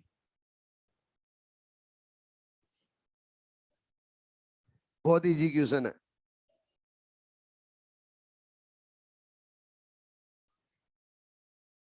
जीरो तो नहीं होगा उधर नहीं है, कुछ भी नहीं है। उधर पीछे जाओगे तो कुछ भी नहीं मिलेगा। दिमाग यहीं से लगाना है। सुनिए, जब हम 4 CO2 का फिक्सेशन कर रहे हैं तो कितने NADPH2?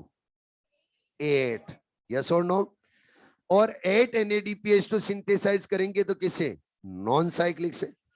आपके दिमाग में पहले से फीड है जब नॉन साइक्लिक चलेगा तभी ऑक्सीजन रिलीज होगा। तो जब भी फोटोसिंथेसिस चलेगा तो ऑक्सीजन रिलीज किससे होगा? Non cyclic. और हमें कैलकुलेशन करनी है तो किसको लेना पड़ेगा? NADPH2। हमें नॉन साइक्लिक से कितने NADPH2 बनाने? 8। कितने बनाने? 8। ठीक है जी।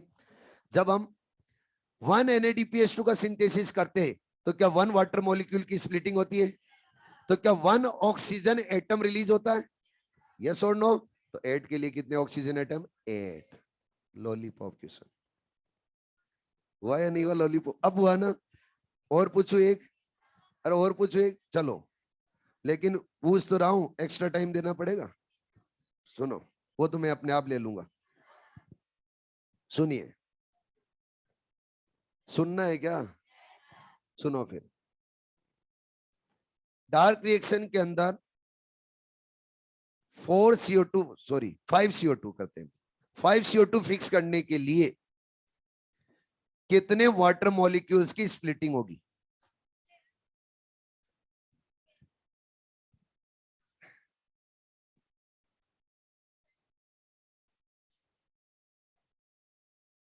थोड़ा दिमाग लगाओ। 5 CO2 फिक्स करें डार्क रिएक्शन में।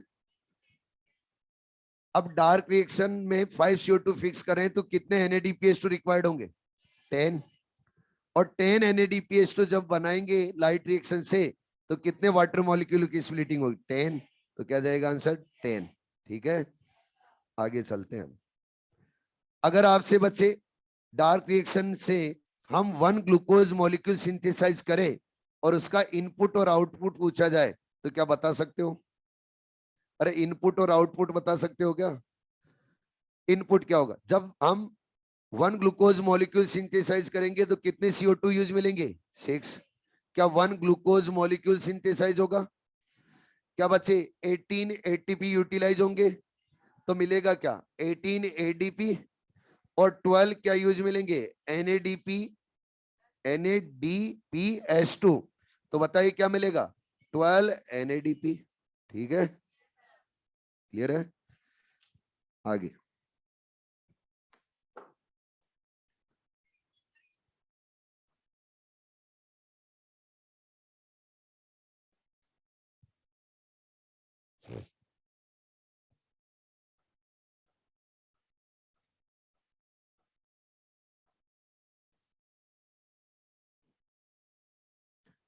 कहीं के तो CO2 सर के ऊपर से गए होंगे।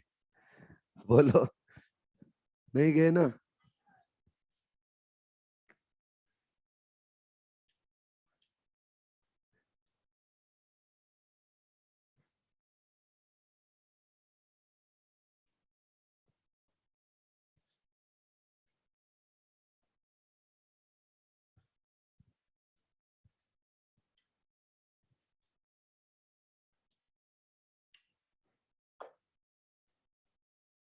C4 पाथवे, इसी को बोला जाता है Hatch and Slack pathway. C4 pathway, C4 pathway कौन कौन से प्लांट्स में चलेगी? C4 and came plants. ठीक है जी। C4 पाथवे के बारे में सबसे पहले बताया था जिन साइंटिस्ट ने, उन साइंटिस्ट के नाम में बच्चे Hatch and Slack. Hatch and Slack ने sugar cane and maize plant के ऊपर डिस्कवरी करके फिर बच्चे एक्सप्लेन किया था क्या? C4 pathway. तो C4 पाथवे को एक्सप्लेन करने के लिए कौन से प्लांट का यूज किया गया है? शुगर केन एंड मेज। ठीक है जी। बात आती है कि C4 प्लांट के नंबर कितने?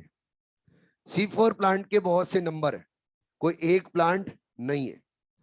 C4 प्लांट की अगर स्पीसीज देखी जाए तो अप्रोक्सीमेट बच्चे 1500 स्पीसीज है। कितनी है? 1500। बहुत सारी स्पीसीज है, उनके ऊपर अपने को नहीं जाना है। फिर क्वेश्चन ये आता है कि C4 प्लांट क्या ओनली मोनोकोट है? नहीं, मोनोकोट और डाइकोट दोनों होते हैं C4 प्लांट, लेकिन मोस्टली क्या होते हैं? मोनोकोट। मोनोकोट डाइकोट दोनों होते हैं C4 प्लांट, लेकिन मोस्टली क्या होते हैं? मोनोकोट। बच्चे C4 प्लांट के अगर एग्जांपल्स की बात करें तो आपके मॉड्यूल में तो बहुत सारे एग्जांपल मिलेंगे, लेकिन एनसीईआरटी में 3 एग्जांपल दिए गए। एनसीईआरटी के अंदर 3 एग्जांपल्स कौन कौन से? वो तो कभी भी भूल कर नहीं भूलने में नाम बोल रहा हूं। शुगर केन, मेज एंड सोरगम। कौन कौन सा है? शुगर केन, मेज एंड सोरगम।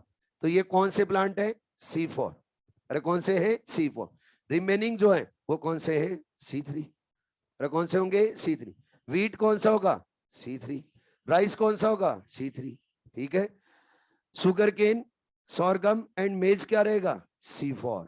ठीक है जी। C4 प्लांट के अंदर एक स्पेशल टाइप की एनाटॉमी प्रेजेंट रहती, उस एनाटॉमी को बोला जाता है क्रांज एनाटॉमी। क्या बोला जाता है? Kranz anatomy. C4 plant C3 plant के कंपैरिजन में मोर फोटोसिंथेटिक प्रोडक्टिविटी प्लांट है। क्यों? क्योंकि C4 प्लांट के अंदर फोटो रेस्पिरेशन नहीं चलता। C3 प्लांट के अंदर फोटो रेस्पिरेशन चल सकता है, लेकिन C4 प्लांट के अंदर कभी भी फोटो रेस्पिरेशन नहीं चलेगा। C4 प्लांट हाई टेम्परेचर भी टॉलरेट करते, यानी C4 प्लांट हाई टेम्परेचर भी फोटोसिंथेसिस करेंगे। C4 plant high light intensity के अंदर भी फोटोसिंथेसिस को रन करते, लेकिन C3 plant high light intensity के अंदर फोटोसिंथेसिस को रन नहीं कर सकते। रीजन क्या है इन सभी का? वो है बच्चे फोटो रेस्पिरेशन। तो फिर अगर इसके बारे में समझना है तो सबसे पहले हमें क्रांच एनाटॉमी के बारे में समझना पड़ेगा। क्रांच एनाटॉमी के बारे में समझना है तो फिर एक डायग्राम बनाना पड़ेगा। बना लेते हैं, बना लेना, प्रॉब्लम तो नहीं है, बता देना हो तो, है क्या?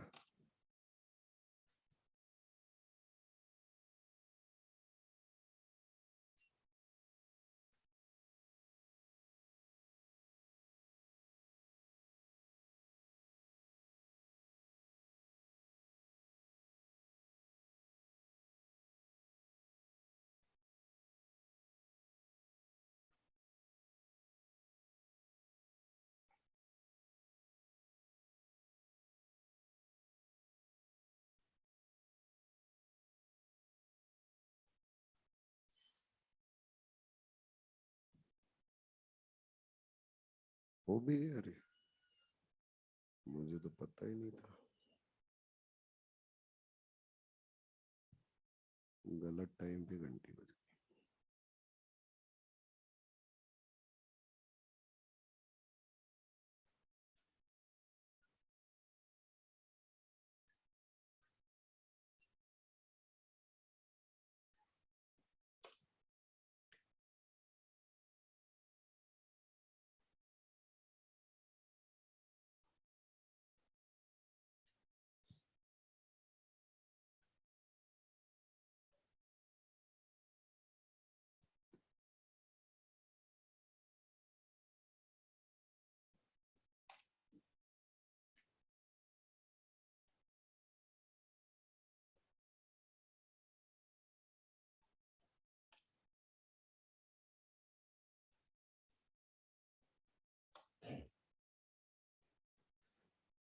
बच्चों C4 प्लांट के लीफ के अंदर जब हम अरेंजमेंट देखेंगे तो बंडल सी सेल का स्पेशल अरेंजमेंट होता है। C3 प्लांट के अंदर भी बंडल सी सेल मिलेगी, लेकिन C4 प्लांट की बंडल सी सेल का अरेंजमेंट कुछ स्पेशल होता है। स्पेशल कैसे? ये वेस्कुलर बंडल है, मतलब जाइलम फ्लोएम है। इसके अराउंड बच्चों जितने भी आपको सेवरल ये सेल्स नजर आ रही, ये सेल्स कौन सी है? बंडल सी सेल। यहां पर जो बंडल सी सेल है ये सेवरल लेयर्स के अंदर प्रेजेंट रहती। मैंने एक लेयर दिखाई है, सेवरल लेयर्स में प्रेजेंट रहेगी। और इन बंडल सी सेल की बिटवीन बच्चों स्पेस रहेगा एब्सेंट, मतलब इंटरसेलुलर स्पेस है एब्सेंट। बंडल सी सेल है, ये बंडल सी सेल बच्चे थिक वॉल वाली होती है, यानी इनकी वॉल क्या रहेगी? थिक। और गैसेज के लिए जो वॉल रहेगी इम्परमिएबल, यानी गैसेज है वो गैसेज बच्चे इस वॉल के थ्रू अंदर बाहर नहीं आ जा सकती। जब बच्चों यहां पर ये बंडल सी सेल सेवरल लेयर्स बना रही, किसके चारों तरफ बना रही है? वेस्कुलर बंडल के। तो जब हम देखेंगे स्ट्रक्चर तो ऐसा नजर आएगा जैसे ये जो वेस्कुलर बंडल है, इस वेस्कुलर बंडल के चारों तरफ मोतियों की माला बनी हो। क्या बनी हो? मोतियों की माला। यानी वर्ड की फॉर्म में यहाँ पे बंडल सी सेल अरेंज रहती है। तो बच्चे इसको बोला गया ग्रीक के अंदर क्रांच, और नाम दिया गया क्रांच एनाटोमी। अब क्रांच एनाटोमी होने से C4 प्लांट को क्या फायदा है वो समझने जा रहे हैं। सबसे पहले तो आप ये जो यहाँ पर सेल है बंडल सी सेल, इन बंडल सी सेल के कैरेक्टर सबसे पहले समझिए। बंडल सी सेल के अंदर हम देखेंगे तो वॉल कैसी रहेगी बच्चे? थिक या थिन? थिक। थिक वॉल रहेगी। और ये वॉल गैसेस के लिए परमिएबल या इम्परमिएबल? अरे बोलो, इम्परमिएबल। गैसेस के लिए कैसी रहेगी? इम्परमिएबल। इसके अलावा क्या आप लोगों को इन सेल के बिटवीन कोई स्पेस नजर आ रहा है? तो बच्चों मैं बोलूंगा नो इंटर सेलुलर स्पेस, यानी कोई इंटरसेलुलर स्पेस भी नहीं है। मीजोफिल सेल की बात करते हैं। मीजोफिल सेल के अंदर क्लोरोप्लास्ट होते हैं। क्या होते हैं? क्लोरोप्लास्ट। इन क्लोरोप्लास्ट को देखोगे आप तो इन क्लोरोप्लास्ट के अंदर क्या आप लोगों को ग्रेना बने हुए नजर आ रहे? अरे बोलो। तो बच्चे मीजोफिल सेल के अंदर जो क्लोरोप्लास्ट होते हैं वो कौन से क्लोरोप्लास्ट होते हैं? Granal chloroplast. ग्रेनल क्लोरोप्लास्ट क्यों बोला है? क्योंकि उनके अंदर क्या प्रेजेंट है, ग्रेना। जब मैं बच्चे बंडल सी सेल के अंदर देखता हूं तो ये क्या है, इसके अंदर क्लोरोप्लास्ट, ये क्या है, क्लोरोप्लास्ट। और इन क्लोरोप्लास्ट के अंदर जब हम देखते हैं तो बच्चे यहां थाइलेकोइड और थाइलेकोइड एक के ऊपर एक अरेंज नहीं होते। जब एक के ऊपर एक अरेंज नहीं होते तो क्या थाइलेकोइड स्केटर्ड फॉर्म में, अगर स्केटर्ड फॉर्म में तो क्या ग्रेना का फॉर्मेशन करे थाइलेकोइड, नहीं। तो इन क्लोरोप्लास्ट को क्या नाम दिया जाए, एग्रेनल क्लोरोप्लास्ट। क्या बोला जाएगा, एग्रेनल क्लोरोप्लास्ट। अब बच्चों एक ही प्लांट की लीफ के अंदर क्या टू मॉर्फोलॉजी रखने वाले प्लास्ट क्लोरोप्लास्ट है, एक तो कौन सा है, ग्रेनल, और दूसरा कौन सा है, एग्रेनल। अगर ये बच्चे क्लोरोप्लास्ट टू टाइप की मॉर्फोलॉजी रख रहे हैं तो इनको बोला जाएगा डाइमॉर्फिक क्लोरोप्लास्ट। क्या बोला जाएगा, डाइमॉर्फिक क्लोरोप्लास्ट। बहुत फेमस क्वेश्चन है, पूछा जाता है कि डाइमॉर्फिक क्लोरोप्लास्ट है वो कौन रखेंगे, C3 या C4, C4। C3 के पास में डाइमॉर्फिक क्लोरोप्लास्ट नहीं होते।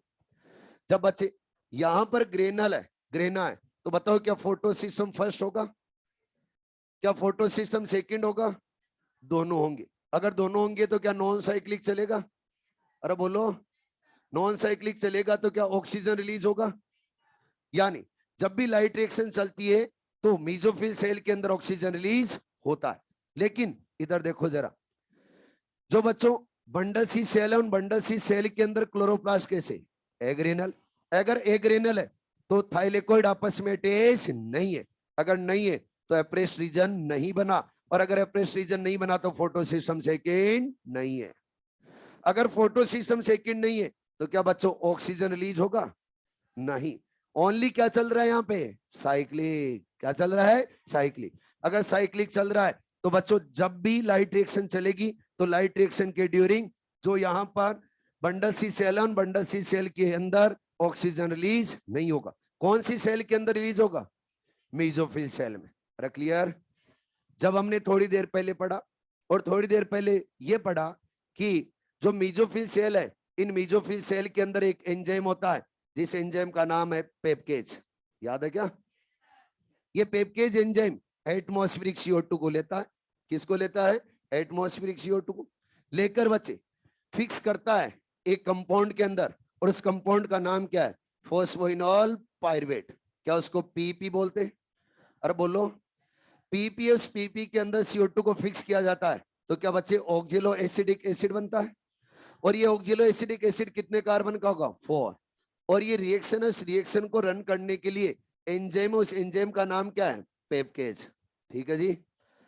इस ऑक्जेलो एसिडिक एसिड को फिर कहां पर भेजा जाता है बच्चे, ये ट्रांसफर किया जाता है आगे, और कहां पर, बंडल सी सेल में।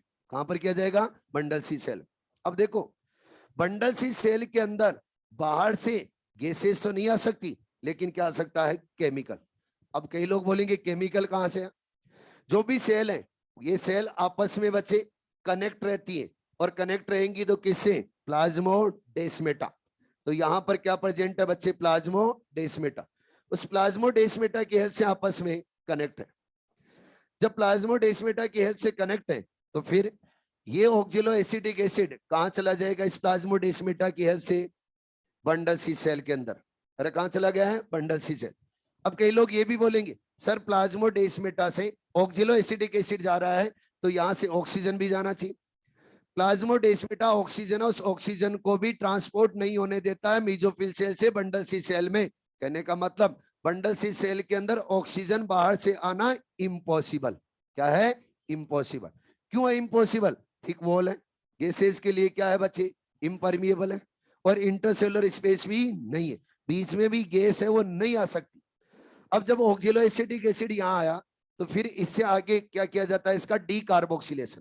क्या किया जाएगा, डी कार्बोक्सिलेशन। पहले केमिकल को यहाँ पे लाए, अब इसका क्या करें, डी कार्बोक्सिलेशन। जब डी कार्बोक्सिलेशन करें तो यहां से क्या रिलीज होगा, CO2। अब इस CO2 को यूज में लेके क्या चलाएंगे बच्चे, C3 साइकिल। अरे क्या चलाएंगे, C3 साइकिल। बताओ C3 साइकिल कहां रन हो रहा है, अरे कहां रन हो रहा है, बंडल सी सेल। और बंडल सी सेल के अंदर क्या बैठा है, रूबिस्को। रूबिस्को के पास में अगर ऑक्सीजन आएगी तभी क्या फोटो रेस्पिरेशन चलाएगा, अरे बोलो। अगर रूबिस्को के पास में ऑक्सीजन नहीं है तो फोटो रेस्पिरेशन नहीं चलेगा। यहां पर ऑक्सीजन चाहकर भी नहीं आ सकती। क्यों नहीं आ सकती? क्योंकि अरेंजमेंट ही कुछ ऐसा है। सेल वो कैसी है? Thick wall. इसके अलावा इम्परमिएबल है, इंटरसेलुलर स्पेस है एब्सेंट, क्लोरोप्लास्ट कौन से हैं? एग्रेनल।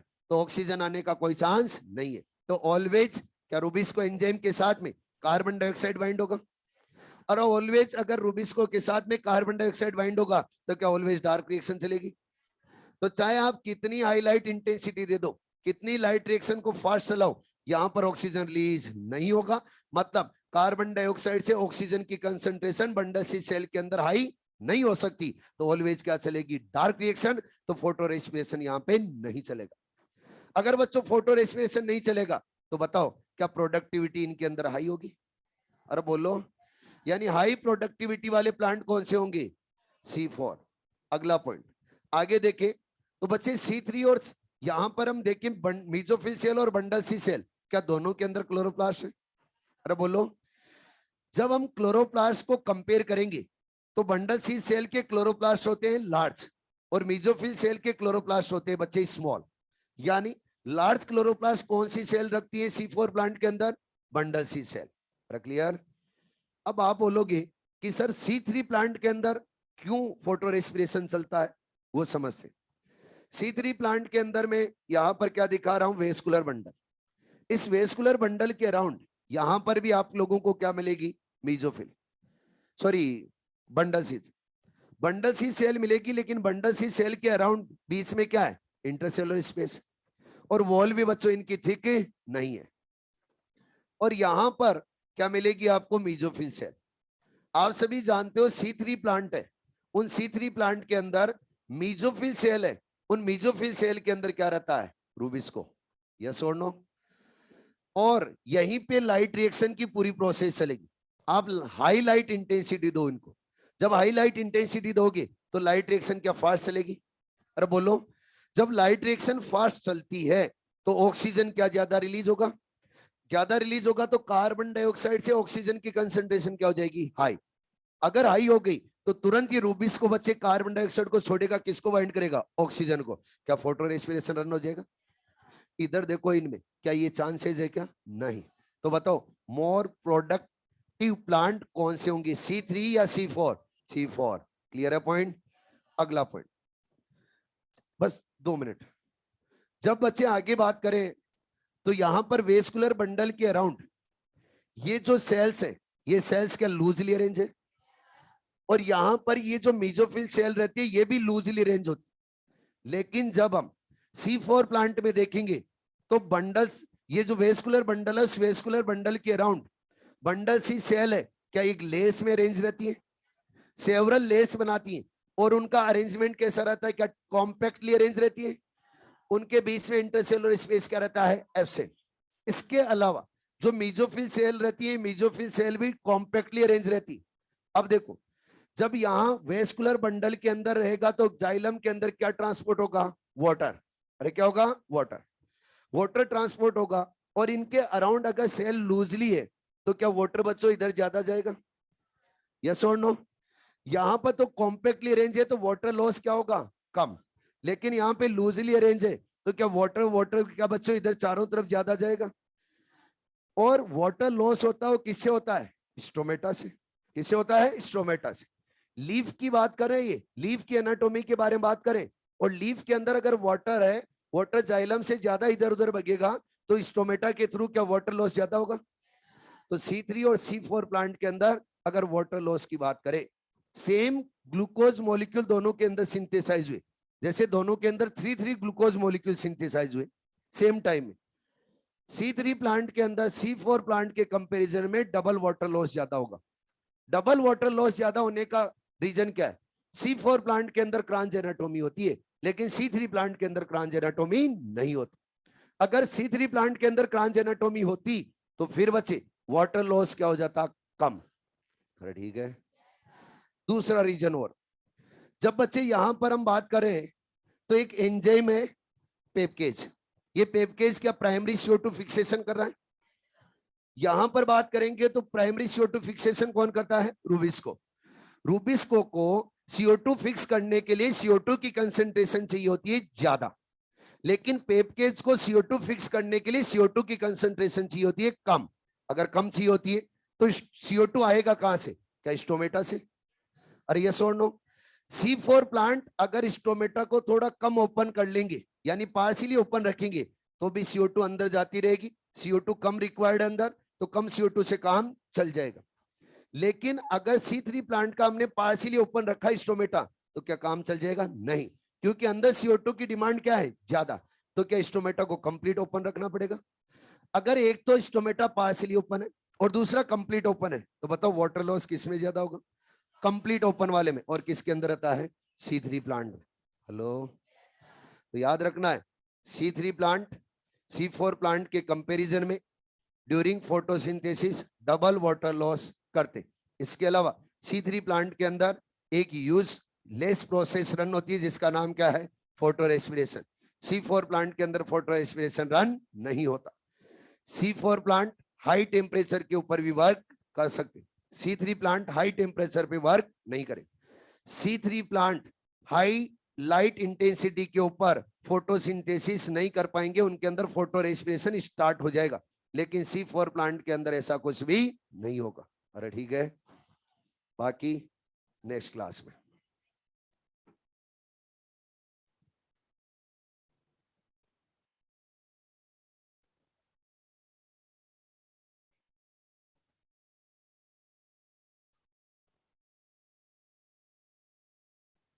बच्चे अब रिपीट करने के लिए टाइम नहीं है मेरे पास में, आप रिकॉर्डेड क्लास देखें।